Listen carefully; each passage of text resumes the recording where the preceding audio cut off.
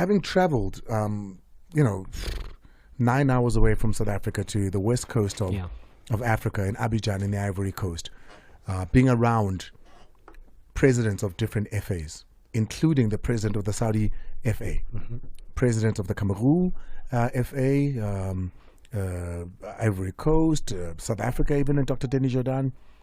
I think that we as South Africans have missed an opportunity to, and I think it's got a lot to do with the feelings of what's happening here in South Africa with Mamelodi Sundowns, etc. But what we've missed is an opportunity to be loud, boastfully proud, and sing the praises of Dr. Patrice Motsepe from the highest mountain, as far as being the president of the Confederation of African Football is concerned. Andile, why? Well, here it is. Pretty simple. Number one, for the very first time in history, we have our man, a South African, at the helm of the biggest post in African football. Makes promises at the beginning of his tenure, which most of have been achieved. Sponsorship and revenue at CAF, from where he found it, has gone up. All the sponsors that had left have come back. Visa had left. Puma had left. They've come back now during the tenure of Dr. Patrice Motsepe. Based in Egypt, running the biggest confederation of football in this on this continent, and one of the biggest in the world. He's delivered. He's now going to be the man at the head of the administration that brings you the biggest Africa Cup of Nations in a long time. The most lucrative one in a long time. The African Football League, however it is you feel about it being the cousin of the failed Super League in Europe, and it's all good, you can feel that. The Europeans couldn't bring it to light.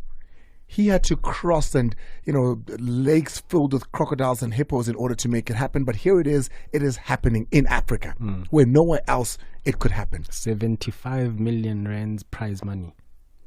And what does he say? In his speech, I was in the room sitting there as one of the journalists. He says that the reason I'm doing this is because days when sponsors think they can give $1 million to Africans is over.